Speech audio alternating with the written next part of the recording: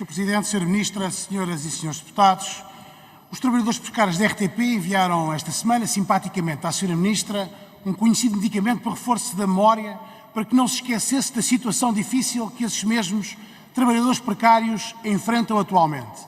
Infelizmente, Sra. Ministra, os portugueses não precisam de nenhum reforço de memória para terem bem presente o modo como o Partido Socialista e o Governo, e os governos sucessivos do Partido Socialista, lidam com os órgãos do Estado de Direito Democrático.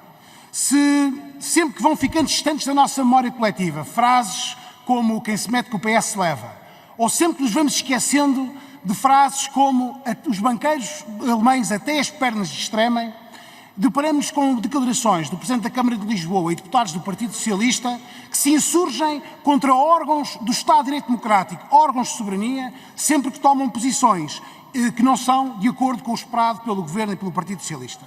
Devo dizer-lhe, Sra. Ministra, que não posso deixar de me associar ao profundo repúdio que o Sr. Bastonário da Ordem dos Advogados expressou recentemente em relação às declarações do Sr. Presidente da Câmara de Lisboa e deputados do Partido Socialista no que diz respeito à posição que o Tribunal de Contas assumiu sobre uma recente auditoria ou uma transmissão de imóveis do Fundo da Segurança Social para a Câmara Municipal de Lisboa. Nós, obviamente, que acompanhamos a preocupação, Sra. Ministra, da necessidade de desenvolvimento de políticas públicas de habitação. Sobretudo, obviamente, nas áreas metropolitanas de Lisboa e do Porto, onde os cidadãos maior dificuldade têm de encontrar habitação.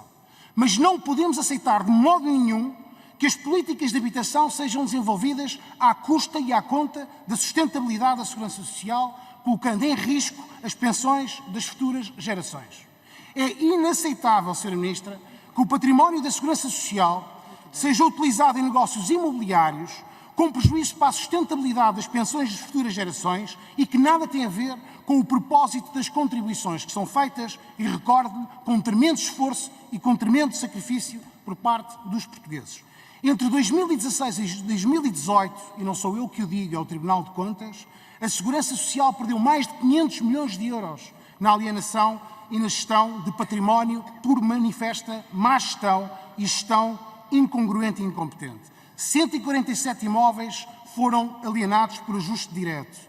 E eu recordo que, de acordo com essa mesma auditoria do Tribunal de Contas, a política de alienações por ajuste direto tem significado para o património da Segurança Social uma perda crescente e significativa de receita que nos preocupa tremendamente e com a qual não nos conformamos. O que não deixa de resto, Sra. Ministra, ser até curioso. O Sr. Primeiro-Ministro ontem, à margem de uma cerimónia de assinatura de um contrato de aquisição de composições para o metro do Porto, congratulou-se com a circunstância das contratações públicas virem a maximizar os benefícios públicos. Pois bem, na área da Segurança Social isso não se vê, porque não só continuamos manifestamente a alienar imóveis por ajuste direto, como nos preparamos, segundo o Governo anunciou, preparamos para fazer uma transferência do Fundo de Estabilização Financeira da Segurança Social para o Fundo Nacional de Reabilitação de Edificado de cerca de 1.400 milhões de euros. Eu gostava que a Sra. Ministra nos esclarecesse sobre isso. Eu quero recordar que 1.400 milhões de euros significa 7 vezes mais do que significou o investimento total na parque escolar.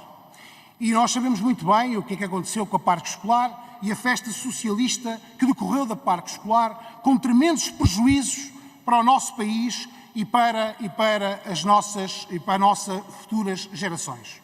Pergunto-lhe também, Sra. Ministra, como é que encara a ideia de que esta transmissão de 1.400 milhões de euros, que pode pôr em causa, e que põe seriamente em causa, a sustentabilidade da Segurança Social, prever que esse mesmo fundo contrate não através do Código das Contratações Públicas, mas com uma exceção ao Código das Contratações Públicas, com manifesto prejuízo na transparência dessas mesmas transmissões.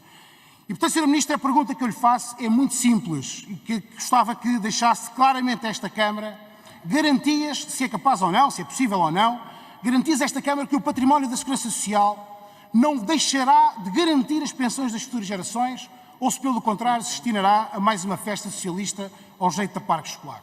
A segunda pergunta, Sra. Ministra, é se está ou não em condições de garantir a esta Câmara que as transferências e os investimentos feitos pelo Fundo de Estabilização da Segurança Social serão sempre feitos ao abrigo dos princípios da capitalização e da prudente gestão, ou se vamos continuar a assistir à realização de ajustes diretos, sem critério e sem transparência. Conhecemos, Senhora Ministra, muito bem, de resto, a especial relação de cumplicidade que existe entre este Governo e a Câmara de Lisboa. Conhecemos bem a extrema sensibilidade com que o Governo trata dos assuntos que têm a ver com a Câmara de Lisboa. De resto, esta recente alteração à lei das parcerias público-privadas demonstra-no bem. Mas, Senhora Ministra, o seu compromisso não é com a Câmara de Lisboa, nem com o Presidente da Câmara de Lisboa. O seu compromisso, Senhora Ministra, é com os portugueses, é com a sustentabilidade das pensões. O seu compromisso, Senhora Ministra, é com os pensionistas portugueses e com as futuras gerações.